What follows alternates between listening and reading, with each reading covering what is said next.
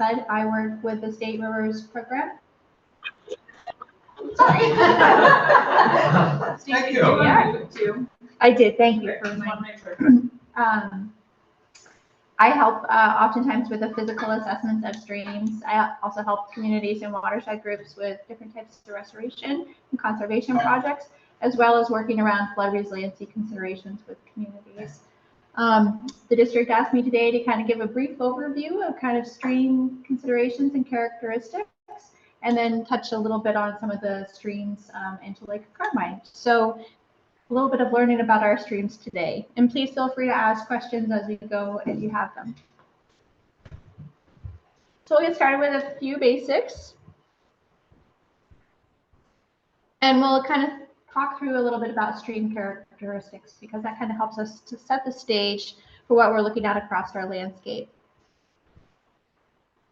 So our streams are made up from the watershed inputs that we have. The watershed is all the area that drains to a specific point on the stream. And oftentimes what we think about is stream is transporting water, but it's also transporting sediment and debris. So we look at all the inputs, water, sediment, and debris that come into a channel. And these can come from our land use and land covers, everywhere from our climate changes down to our geology, and many aspects are what contribute to those different types of inputs, as well as how they come to the stream. We generally think about three types of streams. Our perennial streams, those streams that typically run year-round, although some sections of a stream may go dry or become a losing stream depending on our climate conditions, whether we have a drought year or not. Our intermittent streams are oftentimes those channels that will run for a part of the year, but may typically be dry most parts or parts of the year as well. They have less groundwater feeding them. And then our ephemeral streams are those that are just generally fed when we have a rain event, a snow, melt off. Our ditches are oftentimes good examples of ephemeral streams, things that get charged up when we have rain events. The big consideration, though, is they all transport water, sediment, and debris. So some years our little ephemeral streams can become really big gully washers when we have those rain events. And our perennial streams may be running year-round, but some areas may also get dry parts of the year as we lose that. So different kind of stream characteristics.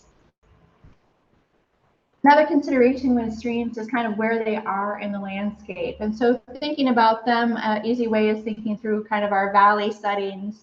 Those in Vermont we could easily think of as our headwaters, those steep, narrow, mountainous kind of streams.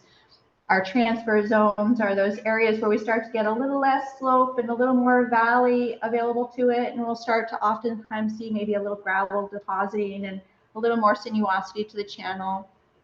And then finally, those big depositional zones. So you can think of the Missisquoi, the mouth of the Missisquoi, or the mouth of the Lamoille, those areas, or the Otter Creek, those big, wide, flat valley areas where more oftentimes we'll get sediment deposition, slow, winding channels, and good connection to floodplain. Just because I'm a geeky science, we'll also talk a little bit about shape of the river, because that's oftentimes what I'm looking at, is that kind of physical condition. So our cross section is, what does the channel look like if you were to cut it in half, so you could kind of see where are the sections of the floodplain in relationship to the wetted channel. Our plan form is, what does the river look like if you were a bird's eye view? So does it have lots of meanders to it, or is it long and straight? Our profile is that slope. So how from point A to point B in the channel, what type of slope does it have? And our bed forms are those kind of conditions that set up with the materials in the channel and slope that will kind of cause the undulations of the channel. So we'll look at these in a little more. So when we think about kind of streams moving sediment and debris, it'll often be related to what's their slope and what's their valley setting, and what's the size of material that they're trying to transport. So you can picture a really steep, narrow valley, headwater valley, great big boulders, larger material, and that material is able to be transported more easily in that slope, but it also provides good resistance in the channel because it's big material that'll slow things down. Versus when we get down to that kind of wide, flat valley, if we think about like the Otter Creek, we tend to have very fine materials in that kind of low slope. Tends to be a little more sinuous. All that big material is kind of dropped out further up in the watershed. So we can think about the size of the material changing in the stream. And when you do a stream walk, you can often give kind of good clues when you see that change in material that we're changing our stream slope or valley setting. What does that kind of look like out on the ground? So sediment size and storage, examples of big gravel bars, and those are areas that the material is being deposited in those kind of winding valley settings.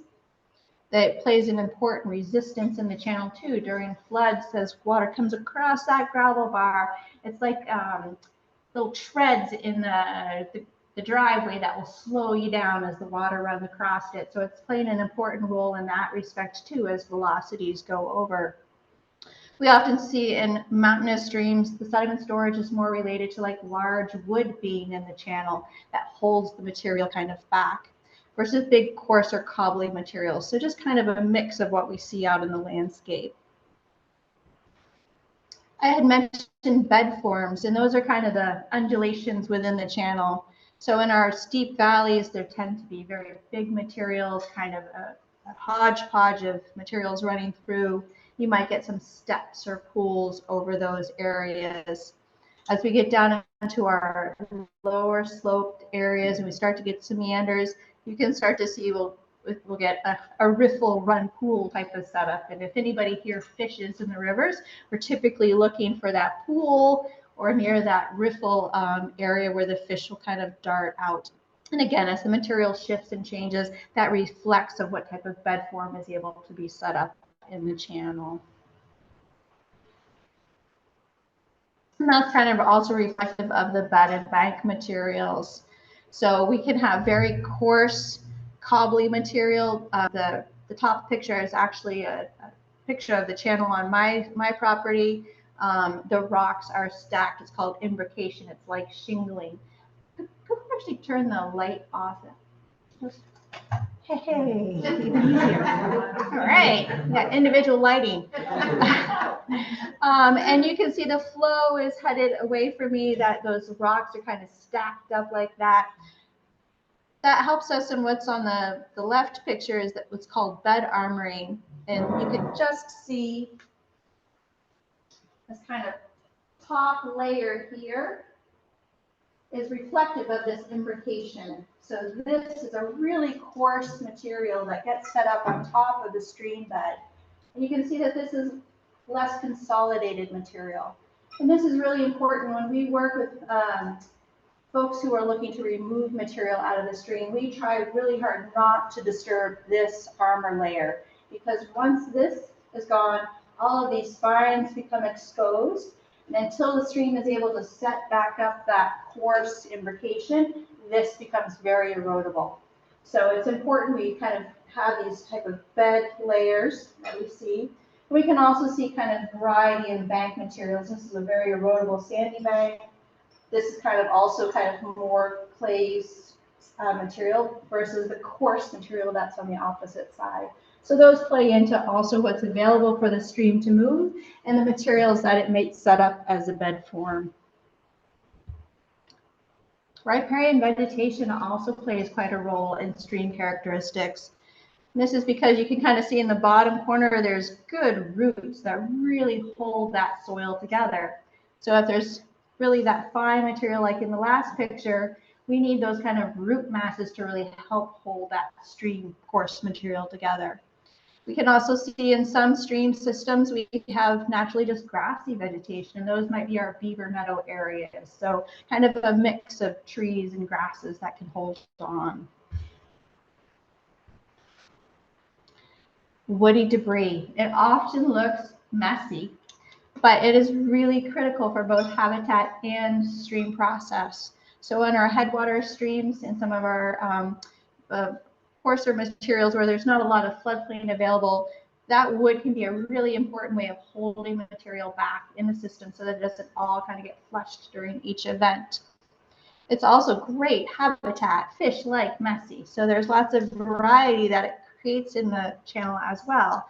So you can see it's creating some scour pools as it goes over the log. It's creating some good hiding spots, so kind of a mix of variety that wood can provide in the channel.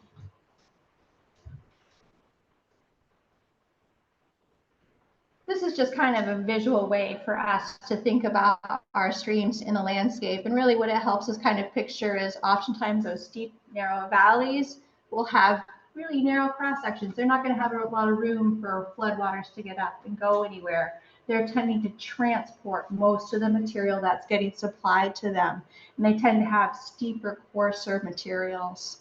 Versus our kind of at the very bottom, our flat, broad valley, that tends to hopefully have better floodplain connection. And so it can hold kind of a narrower channel, and it tends to have a low slope, so it tends to be more depositional. Materials more often depositing in those locations.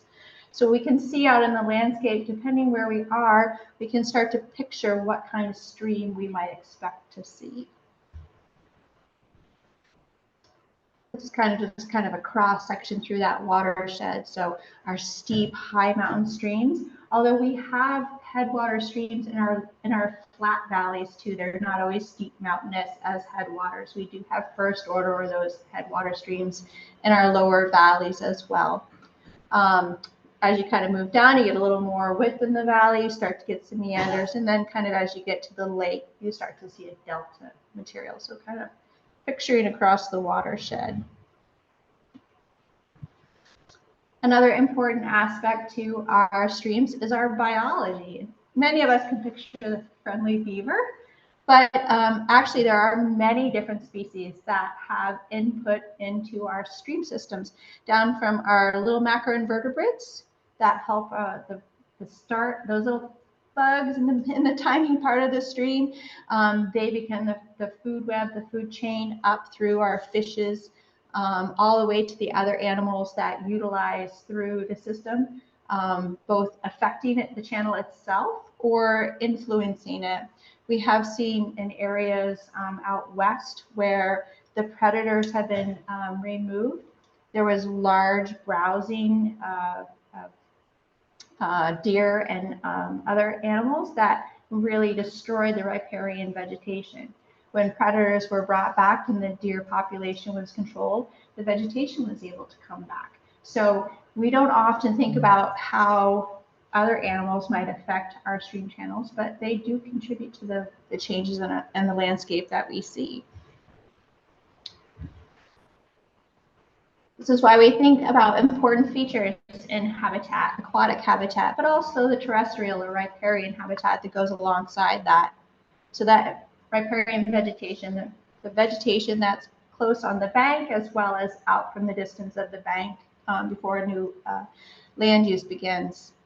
Clean substrate, so having, if it's supposed to be a coarse bed material, you don't want a whole bunch of little fines because that would take all the little spaces away that fish and other animals use.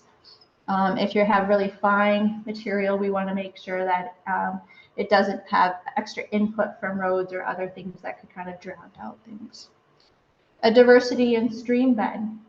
So I mentioned, if you look at this picture, you can see all kinds of different changes, but those low gradient sand bottom streams doesn't seem very interesting. And that's really when it's important for wood and other kind of materials to be part of the stream system because they help supply the diversity. Having good channel dimensions and plan form, geometry, the shape of the channel kind of fitting its landscape is important. And that complexity, again, is really important. So we think about that kind of as a network for our channel of the health is thinking about what's the shape and all those things look like because that influences our habitat as well. Riparian buffers are something that many of you have heard about and also the district helps work with. And this is really important because it's valuable to our shading.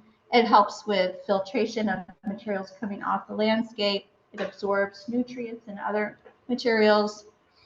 Organic material into the channel is really important.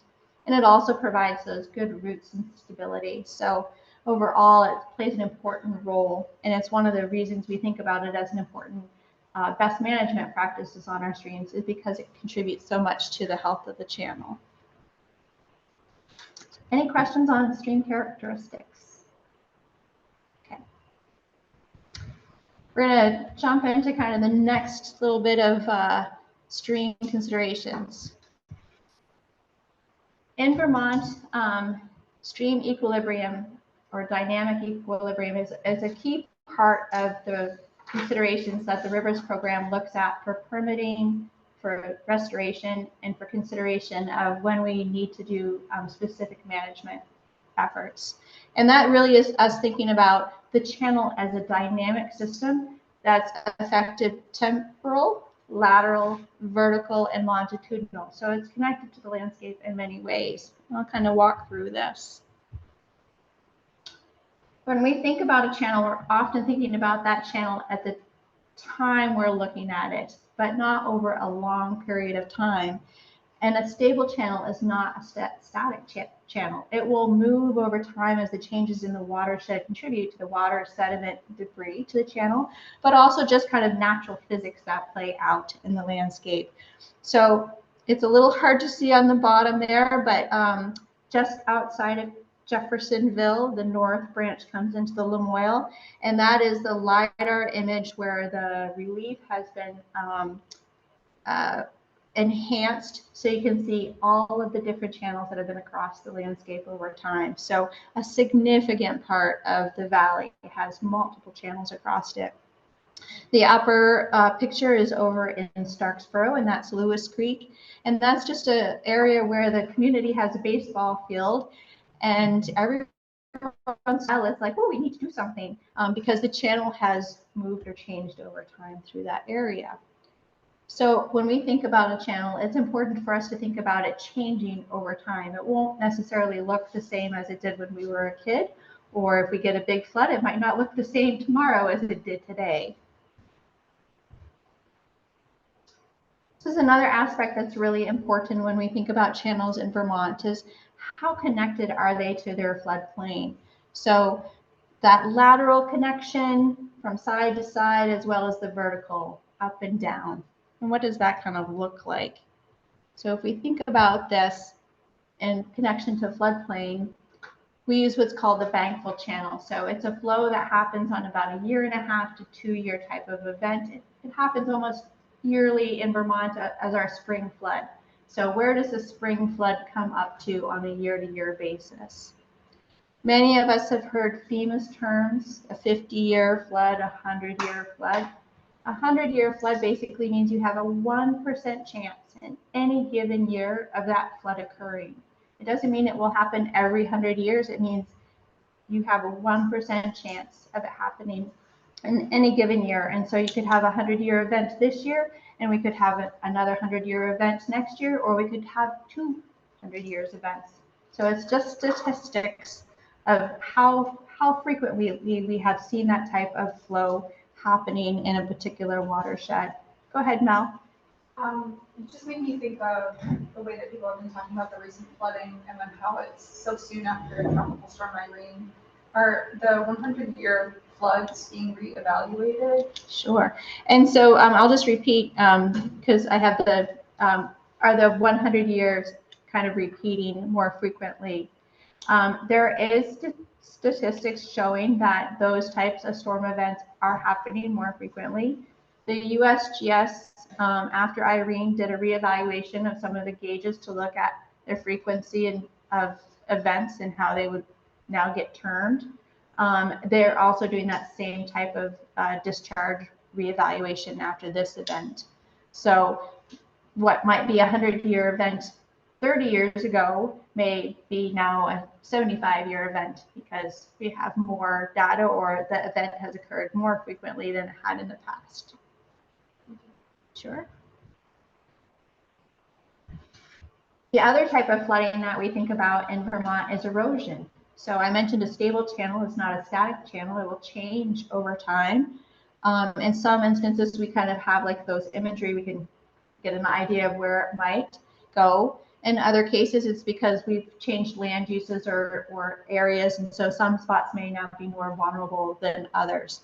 But in Vermont, we look at both inundation and erosion hazards during a flooding event, because we have seen that in some instances, in some storm events, the erosion damage was much more substantial than the inundation event. In the event that we just had in our area in the Lamoille, it was the inundation much more so than the erosion. But in Irene, we had more erosion in some locations than inundation. And this is also important when we think about where people are mapped in a floodplain or not, because just because FEMA does not have you mapped does not mean you are not at risk of flooding. And that's something that, because we've seen areas that FEMA does not have erosion mapped, and so the channel may not flood there, but the river may move there during a flooding event. And so it's important when we talk about overall flooding considerations is that we look at both. When we think about that longitudinal or that slope, a lot of what we look at is how well is your upstream and your downstream connected. Because if your channel is moving water, sediment, and debris, how well can it move that through the system? Many of us are familiar with culverts, and they're one of our most frequent type of interrupters in our stream systems for water, sediment, and debris, as well as aquatic organisms and terrestrial. Because a fish can't jump the 3 feet up into the culvert. And perhaps even if he could, you can see that there's maybe a couple inches of water in the culvert, and it would be difficult to swim for most fish through that. So it's how well is our streams connected. Because streams are moving materials, and I had mentioned our bed and our bank materials, it has power, right? It has slope. So water moving has power, and we try to balance that with what the resistance is in the channel. So keeping those big materials in the high mountain streams, our good vegetation, those are all the things that are helping us balance out that material.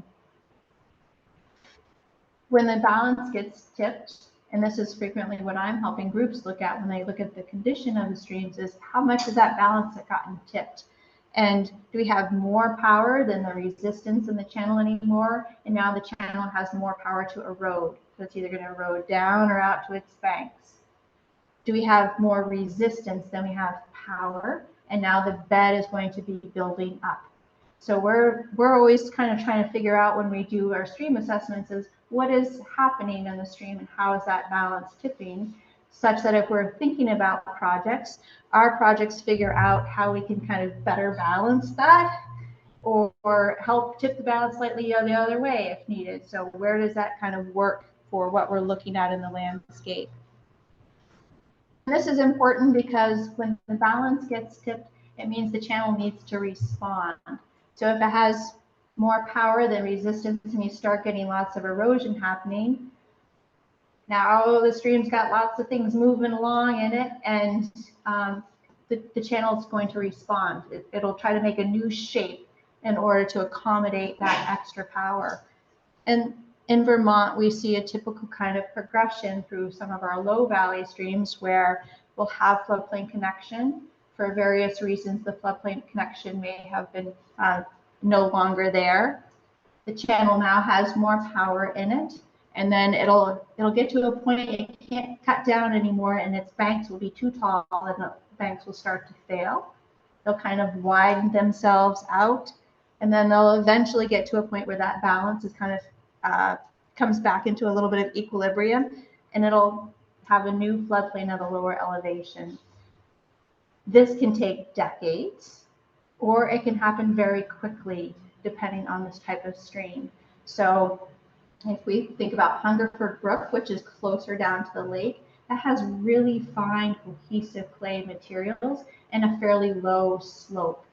So there are historic practices that happened on that channel that you can still see today. Versus if you go to the Trout River, that's a coarse material, pretty good slope. There are practices that you can still see today, but that channel is responding very quickly because the material is coarse, it could be eroded, it has enough slope and power to kind of adjust it. So It can happen very slowly or it can happen very quickly depending on where you are in the watershed. The last example had a nice house and berms, so people can drive that channel evolution, but we see it also happen naturally. So systems that have wood input into them, beavers, other things, are also driving that channel evolution process.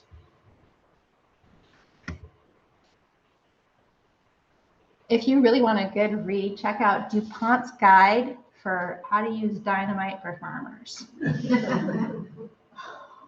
It is a good read. You too can take a crooked stream and make it straight. So how are we in the past, or how do we sometimes trigger that evolution process? And this, I'm touching on this because as we think about some of the work that the district and the Watershed group and other folks are doing to try to do projects, we're looking back through history at some of what we've done, but also trying to appreciate the work that we're doing. How does that affect the channel going forward? So it helps to have a little bit of context. These are a lot of the things that we have seen happen in the past. We like to dredge. A channel's too wide. We need to develop it someplace, so we narrow it up so we can get more land to develop it. We berm. We didn't want that floodplain getting water on it anymore, so we put something there. It was too curvy. We needed to get a road in some place. We straightened it.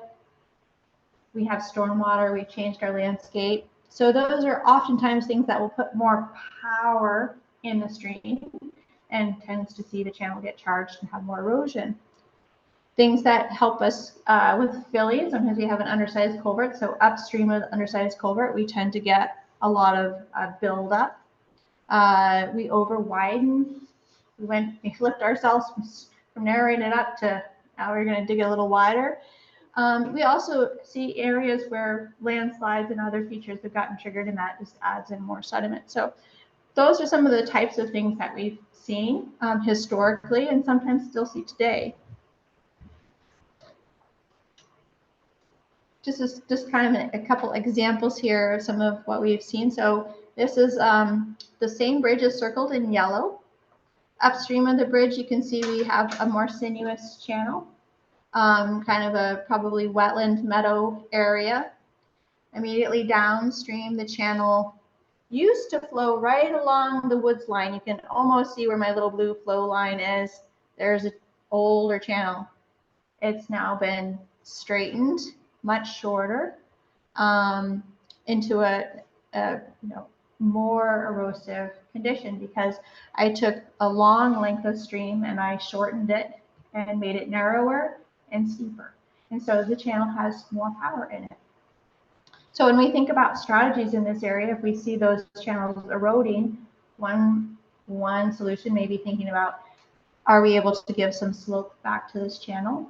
Or how do we decrease that such that it'll slow the erosion rate? And maybe we can't change the sinuosity back. Maybe we have to think about widening it or changing its shape in other ways.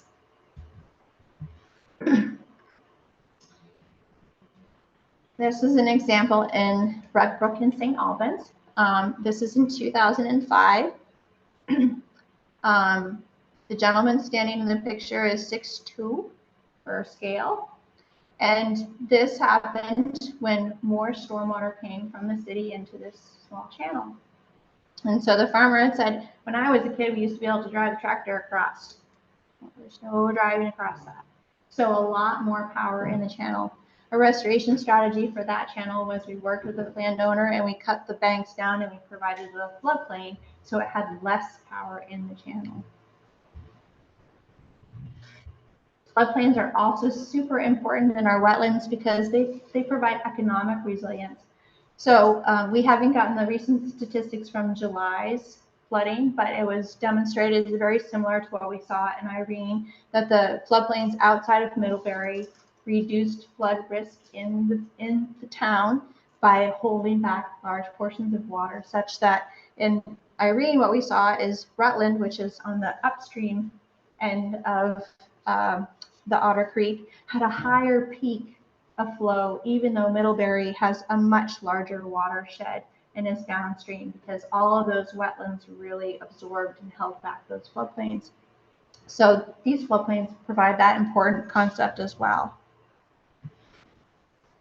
We also saw, many of us, I'm sure, pictures from recent flooding. These are from Irene, that those floodplains provide areas for sediment and channel adjustment to happen.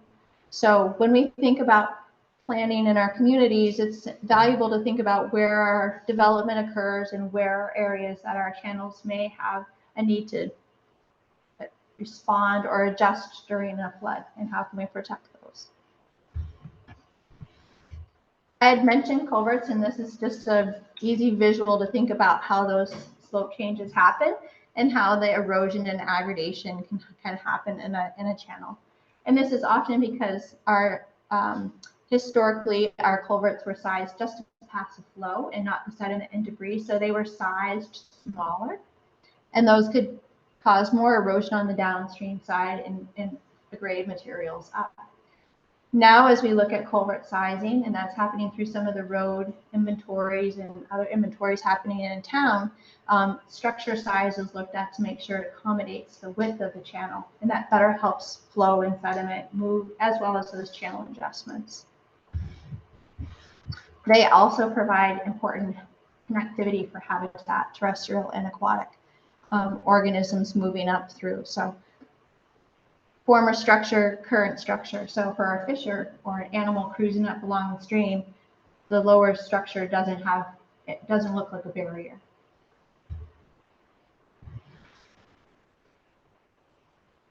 We have oftentimes, after flooding events, folks are concerned about debris or material in the stream, or think, so we've had a tendency to like to dig things out.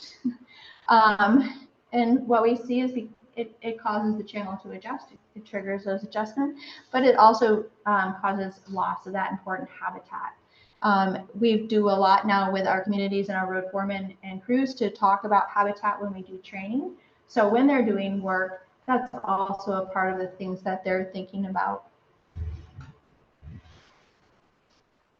So when we talk about BMP projects, as I said, or efforts that we'll do on some of the streams in Lake Carmi, is we're trying to think about all of these aspects of what happened historically to the channel, what might that have triggered, and what are the practices that we're trying to do to help bring that channel back into health. So let's just take a moment and think about some of Lake Carmi's tributaries.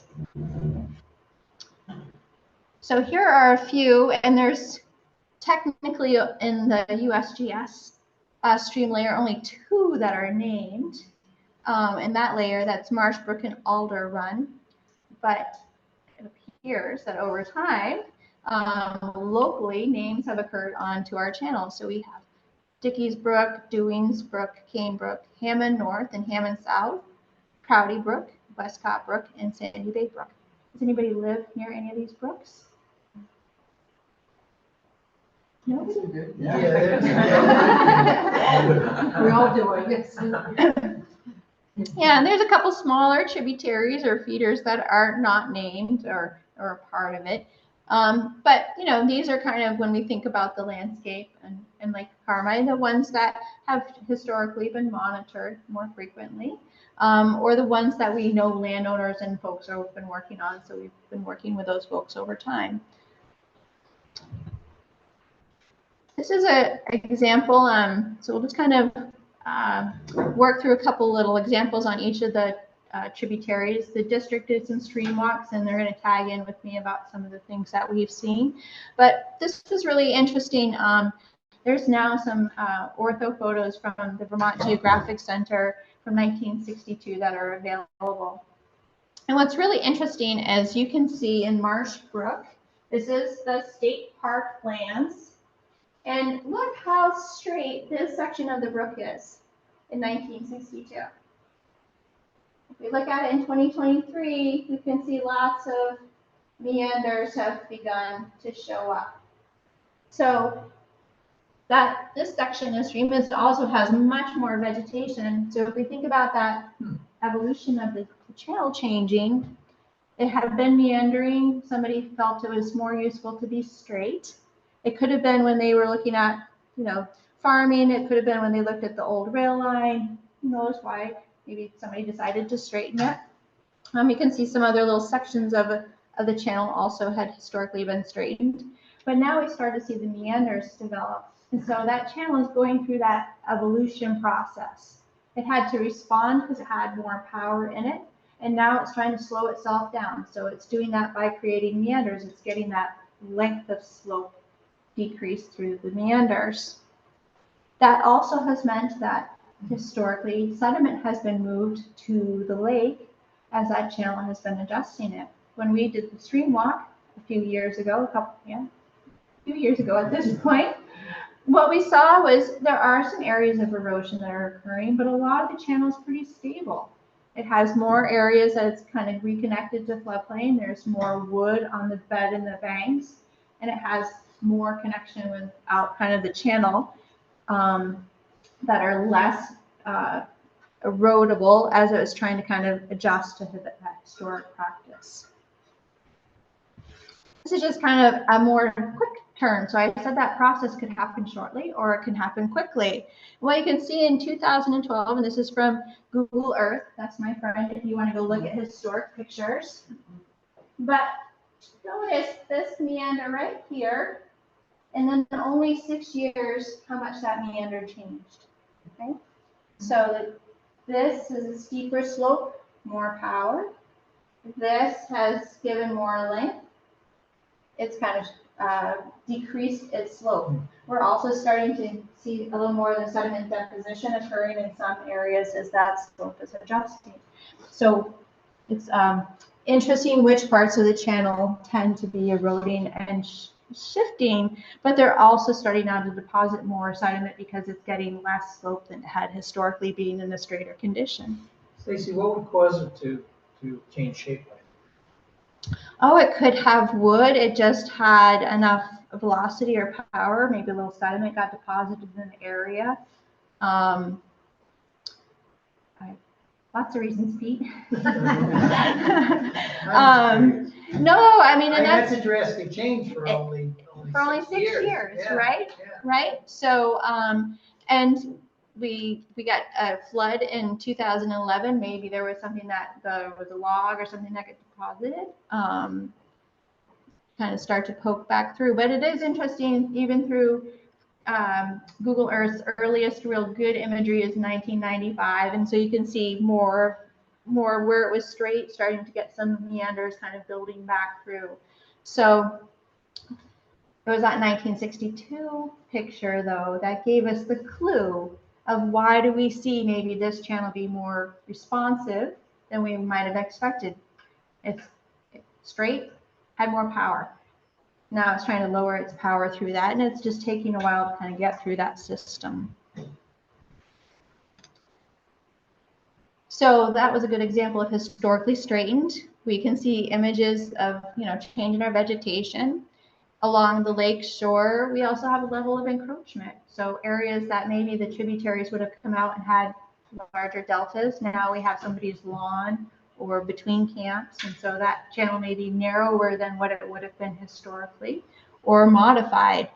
So all kind of affecting from the headwaters down through the channels of why we might see some of those changes. And this looks very poorly on the screen. I apologize for color imagery, but this is from the lake scorecard, and what they really looked at is taking some of the high resolution imagery, and they looked at a 100-foot buffer strip along the streams and looked at the different type of land use. So types of tree canopy, we have a lot of deciduous versus evergreen. We have, I'm just going to kind of point here. Let's see if I can do a pointer and a laser pointer. Okay, so they put 100 feet on either side of the stream and looked at land use. So types of wetlands, impervious surfaces, agriculture, wetlands, tree canopy, just that information, kind of figuring out what along the landscape might be affecting the channel.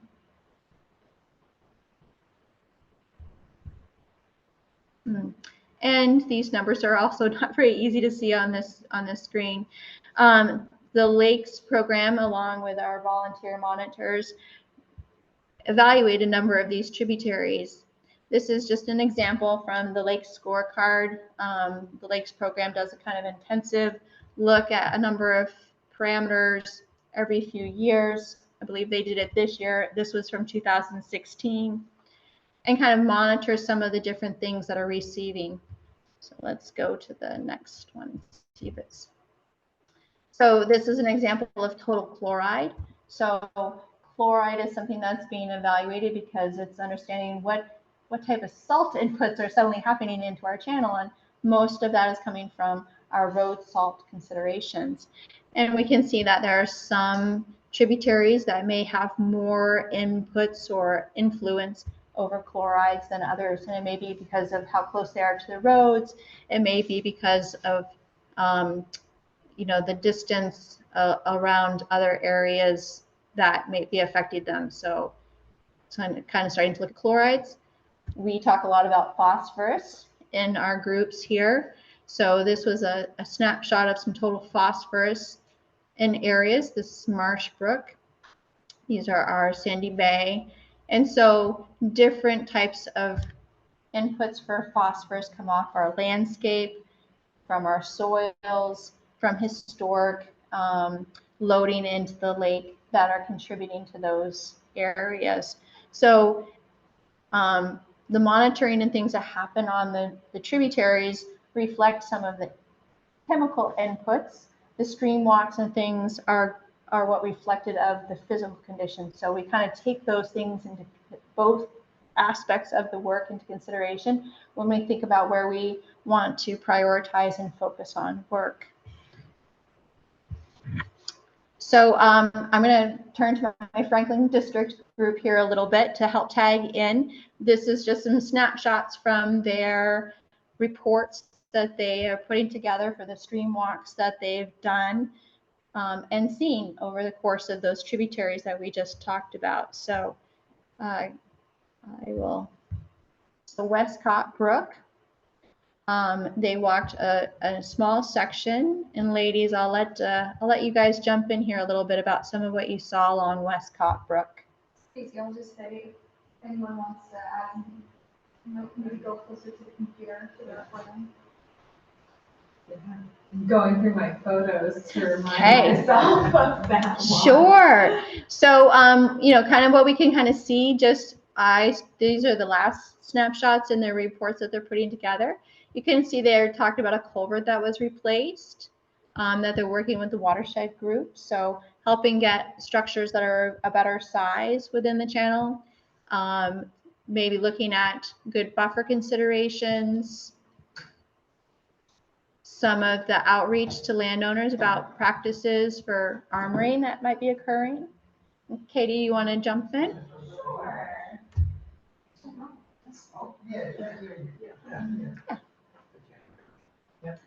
Yeah, so I think some of the observations that I'll share aren't necessarily specific to Westcott Brook, but we saw some pretty consistent patterns across a lot of the tributaries that we walked.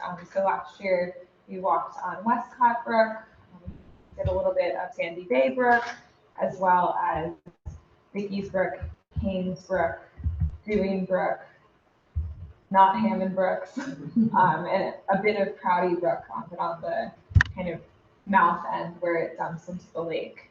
And some of the really good things that we saw during our stream walks were that a lot of the areas that these tributaries are flowing do have remained forested, and in those forested areas we see a lot of areas of surprisingly good floodplain connectivity, considering how much development there is along the lake shore. We saw a fair amount of woody debris in the streams, which was really exciting for us to see that. Stacey had talked about how important that is for habitat, as well as for kind of providing diversity in the stream and slowing down some of the flow. So we were really excited to see some of that coarse woody debris in these streams. And then some streams we saw had a good amount of diversity of shapes and sizes of material in the bed. So we saw a lot of rocks and boulders, not boulders, but rocks and stones of various sizes in some of the streams. Some of them had siltier bottoms, and we weren't necessarily sure if that was something natural or it was reflecting rocks being transported out of those streams over time. So those are some of the good things that we saw. Some of the less good things that we saw in terms of stream health and streams kind of being able to be dynamic. There's definitely a lot of places where there's housing and development really close to the streams, and that can really constrict the places that the stream has to flow, its ability to adjust its channel, and oftentimes the stream's access to its floodplain. So that was definitely true, often really close to the lake where those streams are going to dump out. They might be kind of surrounded by camps or sometimes culverted in their entrance to the lake. We also saw some evidence in some parts of the stream of those channels being modified in the past. So we saw some evidence of burning in one of the streams. So that's when the kind of banks get built up intentionally, usually to prevent the stream from jumping its banks and causing flooding. So there's a reason to do that, but it's preventing the stream from doing that natural floodplain access and can cause it to really cut down over time. All right, anything else to add on that? You did a great overview. I think my memory will allow me to do some of those step-by-step ones. Okay. Whichever one you'd like to start with. Yeah, so the Westcott Brook one, we walked a small section. It seemed the area we had seen was pretty well done, except for right at the lake. There was a lot of big rocks on either side of the stream, and it wasn't allowing the stream to really interact with the floodplain. That's probably the most interesting thing on that one, but we did walk a bit upstream, and there was a lot of woody material, and I think apple trees lining that stream, which was really fun, just natural apple trees. I think that was an area too where we saw some newer construction happening, kind of like back away from the lake on Westcott. Maybe that was Sandy Bay. That was Sandy Bay. Yeah. Yeah, so as Katie said, we did see some development around Sandy Bay Brook, and maybe some loosening of soil materials that might be heading into the streams a little bit. Sandy Bay was really interesting. I'll say too, like all of these are streams and brooks, but as Stacy was mentioning, there's not always water in them year round. So we did it in the fall, and we had a decently hard time finding Sandy Bay Brook because it's a very well connected to its floodplain, which is wonderful. You couldn't really find the channel except for in a couple of places. You can find it at Blackwood's Road, right? Where it comes underneath the. Yeah, so once you go Kind of seeps into a wetland back there. Yes. Because I spent a lot of time up there. Right, yeah, it's a marshy, wet area, Right, yeah. which is great. It means that it's slowing down It comes before down and then it. hitting that very dramatic, once it hits Sandy Bay Road, it does become a bit of a dramatic opening to the lake. Yeah, I think that's probably it on that.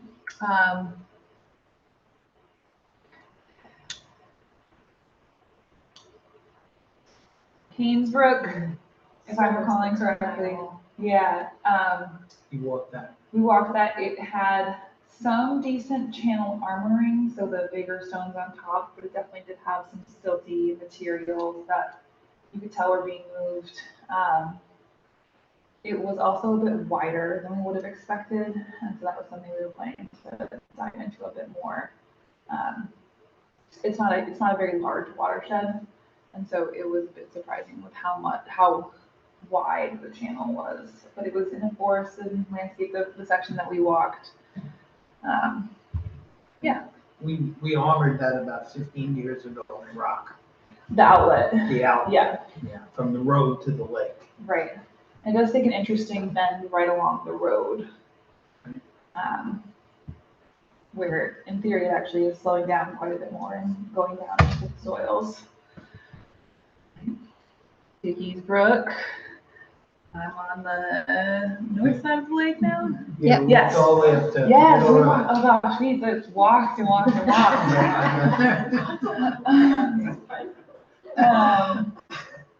Yeah, so there was one property that was a farm right kind of near the lake. And they are leaving a buffer of grass and some willows happen to come up.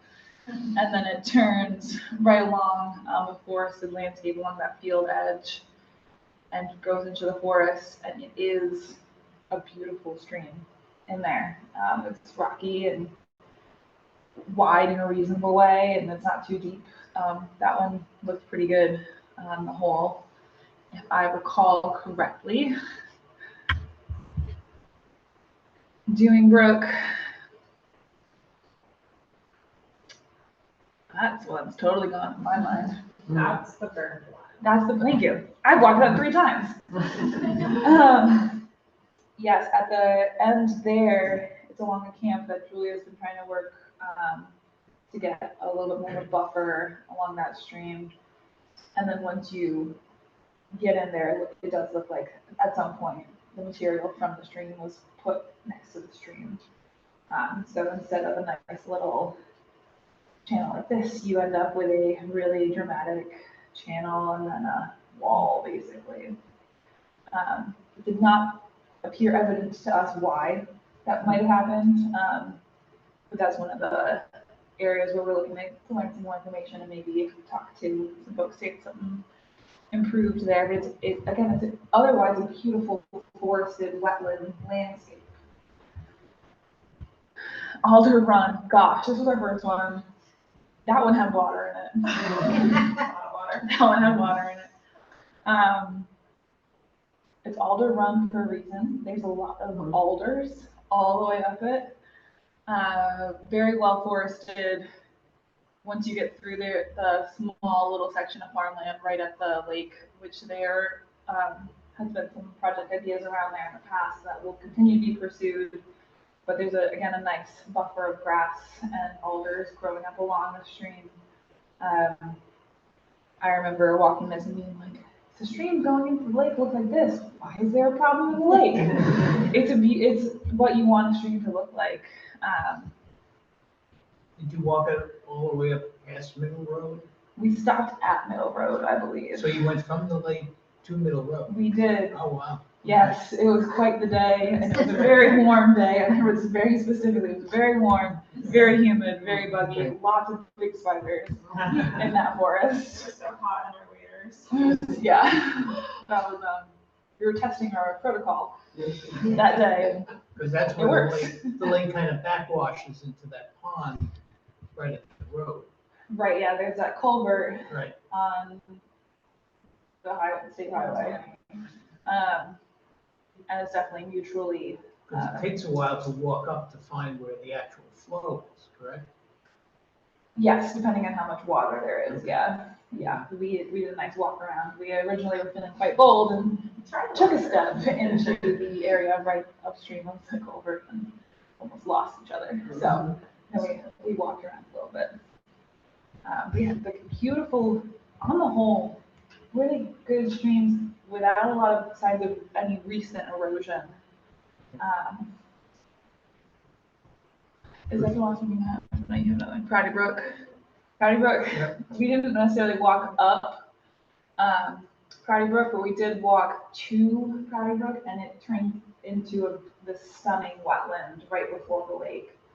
So there might be some things going on upstream of the wetland, but you can't find the channel. It's this beautiful, well-vegetated, kind of meadowy, early successional phase sage area.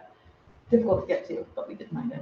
Where it empties into the lake in that little cove, I guess it is. I kayaked in there last time. Yeah.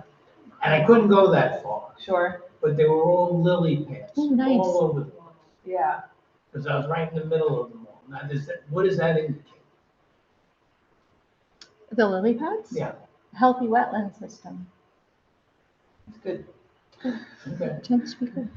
We don't have Marsh Brook on here, but I know Nope. you've walked Marsh Yep. Brook. We walked sections of Marsh Brook, and we're developing a couple ideas and projects around there.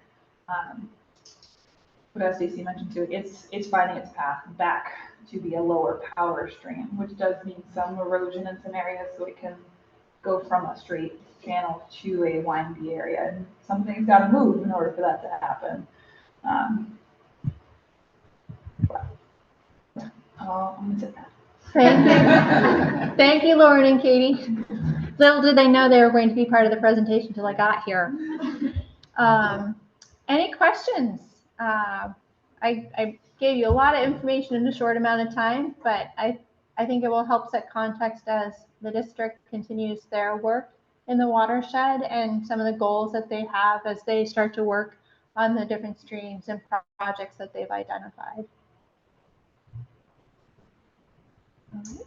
I have a question. Sure.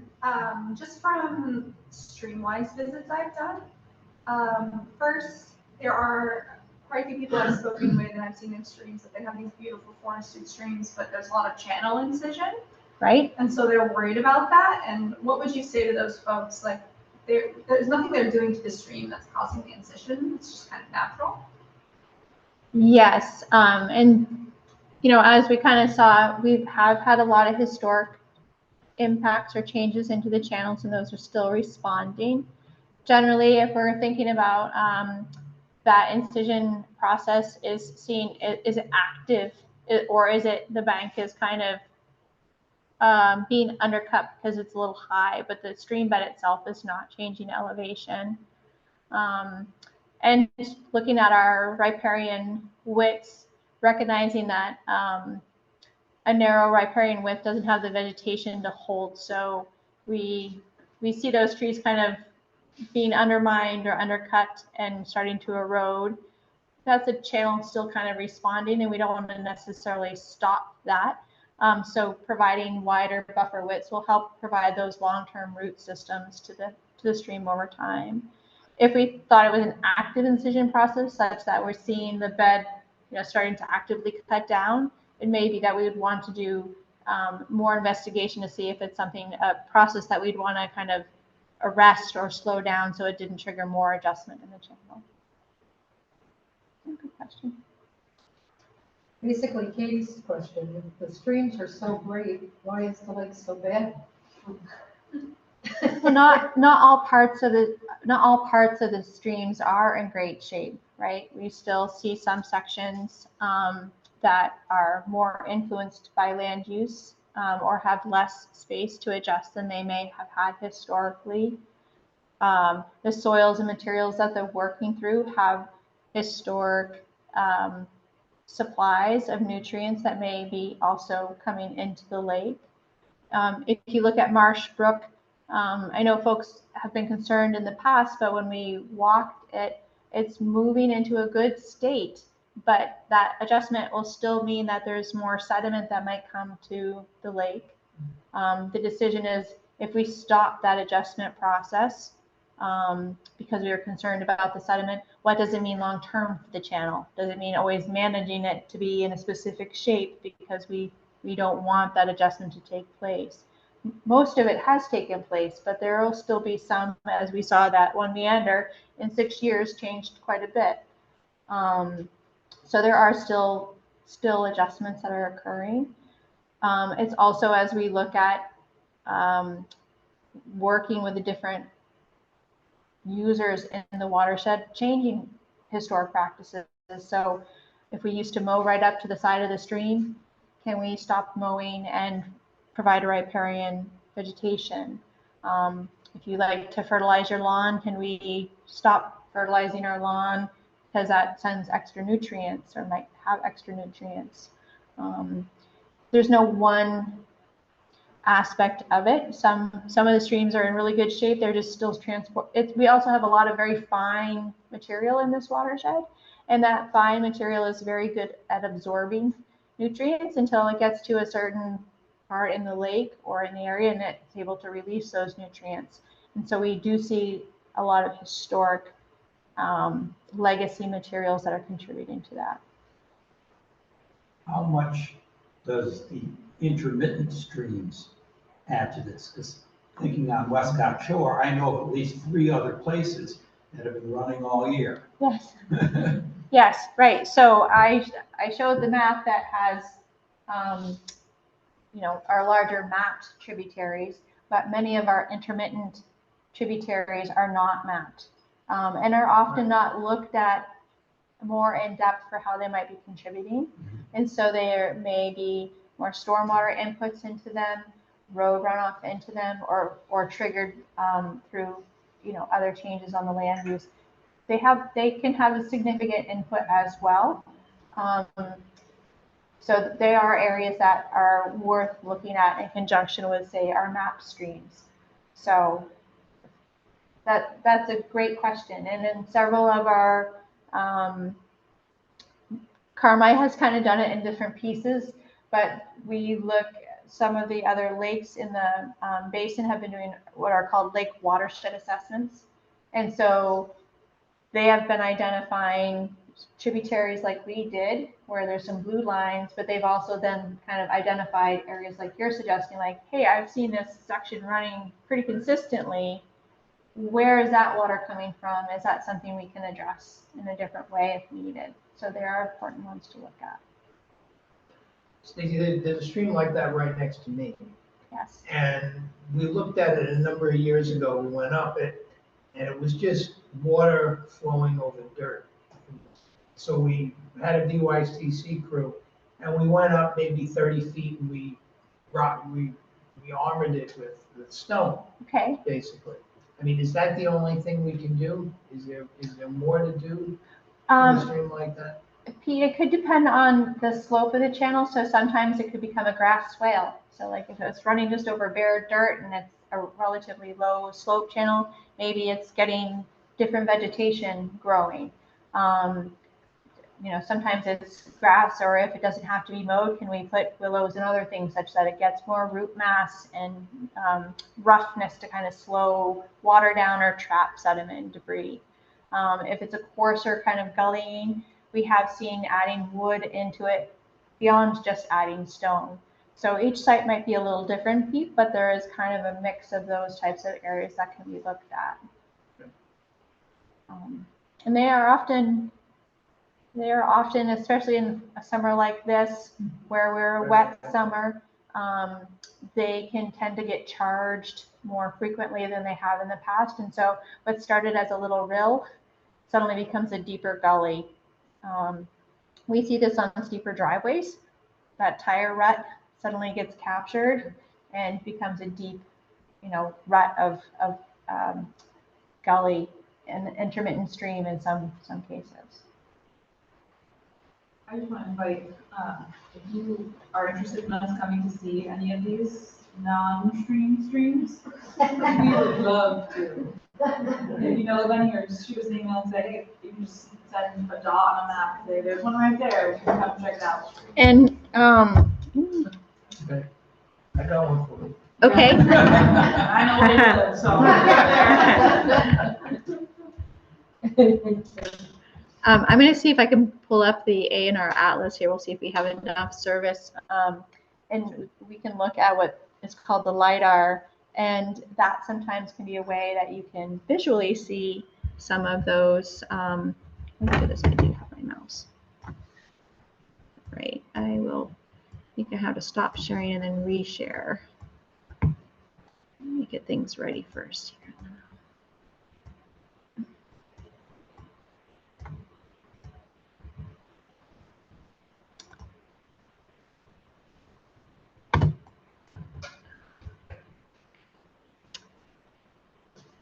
So, no, got it. Okay, let me try again.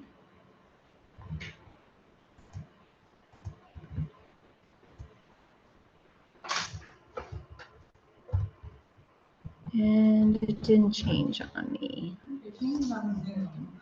Okay. But it didn't change here. It's on. Aha, There you go. okay.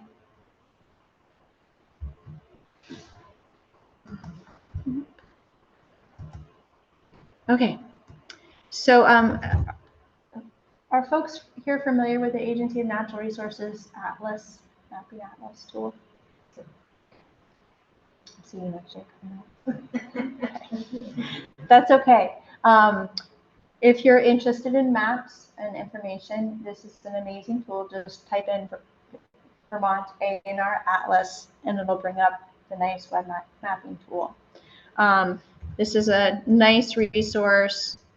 It has lots of good layers of information here that we can look at.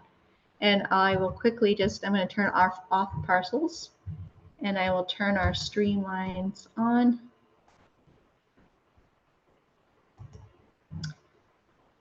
And so this is some of the imagery that we get. I'm going to just hide this so we can get a little more. So I mentioned this is our orthos. The Atlas has ortho imagery back to 2003, so you can kind of look through the different years. It also has LiDAR, which it's hard for you folks to see down here, but there's a range of different backgrounds that you can use. If I turn off the images, you can begin to see the landscape features through the LiDAR. And so sometimes we can start to see little gullies or other things in the landscape based on the LiDAR. And the imagery is hard for you folks to see it here, but this is oftentimes a way that we can start to see where there may be gullies or areas of concern. And again, it's hard for you to see it up on this lens. But one thing, if you do come back to it and you want to use the LiDAR, is you can turn the imagery on here by years, and then you can fade the imagery so you can see the two together. It's just a really fun tool, and sometimes if you know the location, you can kind of zoom in and see if it's been something on the landscape for a while or what it might be connected to. And that can often be helpful, especially in forested areas where it looks like a beautiful forest, but when you strip back the forest, you begin to see different things on the landscape that can be helpful. So the Atlas is a great tool for that. So I'll just stop sharing. Something really cool that we saw with A&R Atlas when we walked Dewey Brook is that in real life it looked like a really beautiful forested landscape, but then with the LiDAR on A&R Atlas, you're able to see where the old railroad bed was in that area. Let's see. You might be able to see. Very cool. So this was part of the old railroad, and so this looks forested. Now let me zoom in here a little more. So this is Dewing Road. I'll turn off the imagery. And so here's the old rail bed out in the forest. We turn that on. Oops. Doesn't look like anything's there. But when you turn the imagery off, there's the old rail bed. I don't think that they ever ran a railroad, they ever built tracks, but they started to build a bed. It ran for about 1 season. Didn't feel uneducated. Yeah. And that picks up part of Hammond Road. Right. Out through this area, Shore. Hammond Shore Road. So, and if you go to the state park, so you can also pick it up in the state park lands. So again, there's the woods and there's the old rail bed. This is Marsh Brook. So I am a geek when it comes to maps and these things, but so I could bore you for hours here. But it is a fun tool, and it is a neat way of kind of seeing different parts of the landscape that are otherwise kind of hidden through the vegetation. Any other questions or thoughts? Go ahead, Katie. I think a common theme across our workshops has been how do we do a lot and affect a big change on the landscape and in the lake in relatively small spaces. So a lot of the camps are really small, and the amount of lakeshore relative to the size of the watershed is also small. And I'm wondering if you have any general tips for folks who live closer to the lake along these streams and what stewarding those streams looks like in that immediate mountain setting, and then like how important is it to do actions in those parts of the streams versus higher up in the water? Two-parter.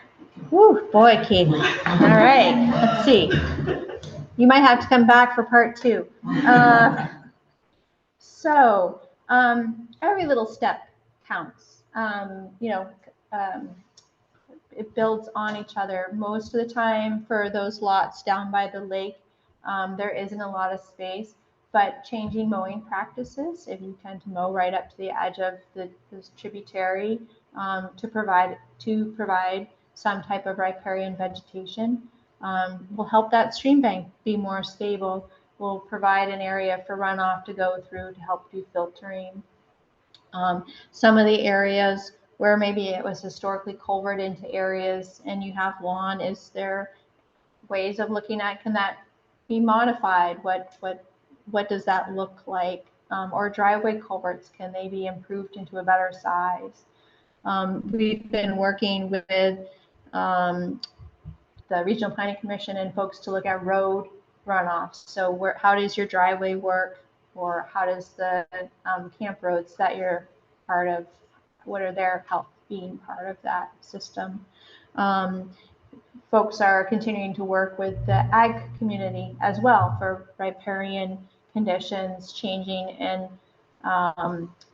there's not as many cows in this watershed, but pasturing had historically been a consideration. So keeping animals out of the water, pasturing, improving riparian conditions, and looking at some of the historic channel adjustments to see if there's ways of improving that floodplain connection.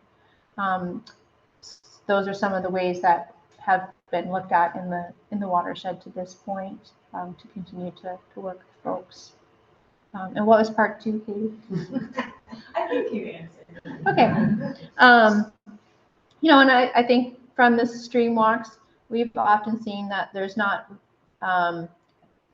several spots of the streams are in good condition. There's some locations that historic and current practices could be improved, and continuing to just work with landowners to find what fits them now. And so sometimes we might see a big project that could happen, but it's not a great fit.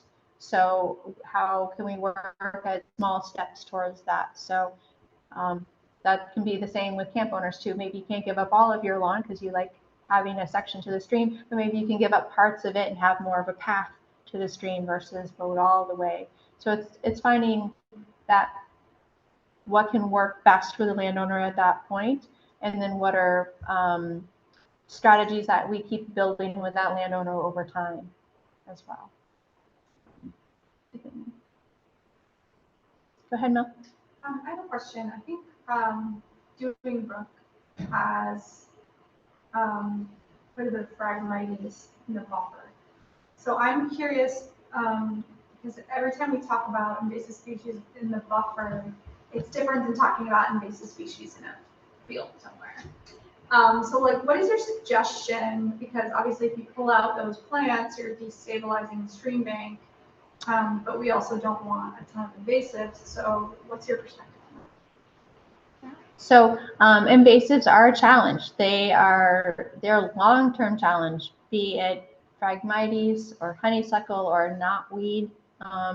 It takes consistent and dedicated work over time to keep it under control, or to rarely gets eradicated, but to keep it to a manageable size. So if we're looking at Phragmites and you have a patch, having your strategy in place so that as you work over a season or two to mitigate it, or whether it be herbicide, hand pulling, tarping, other strategies that get used, that you're ready to do planting shortly thereafter. So helping kind of what are native species and other things that can kind of grow quickly, that will help keep that Phragmites or that other invasive from being, having a new bare spot to grow back into. Ground disturbance around construction events and things, getting them well seeded quickly can help. And oftentimes finding plants that can be more shady can help grow, outcompete some of the other vegetation. But it's really a strategy of like killing the invasive and then planting whatever you can get going fast enough to try to outcompete that invasive. And some groups feel more comfortable using, or landowners, an herbicide application. And we've seen that work in some of our larger riparian buffer planting where there may be, the first season is trying to kill the invasive, then there's some spot treatment to get things ready, and then planting, and then coming back a few years to work at that invasive. Or like the district's been doing, trying to weed whack around things in order to we can't get rid of all of the invasive, but we can at least get rid of it around our planting, and that gives the planting a better chance of competing with the invasive. So would you say the benefits of trying to remove the invasive outweigh the? Generally, oftentimes, how deep are you disturbing? And what type of species are you putting back? So if you're creating a large bare area, are you getting at least quick growing grasses that might have long roots to them, while your tree that's only a pencil size is desperately trying to grow? Or do you invest in some larger trees that might have a little more root system to them sooner? But most times it's worth trying to at least treat or work with your invasive if you're going to work on plantings, and be it weed whacking so you can keep at them, or if you're able to do other treatments, and dependent on how big the patch is. Some areas, or what type of invasive it is too. So, other thoughts or questions? I hope I didn't bore you too much with science. As I was putting the presentation together, I'm like, I am such a science geek here. But, go ahead, Mel. No, I was just going to say I'll stop recording. Okay, no,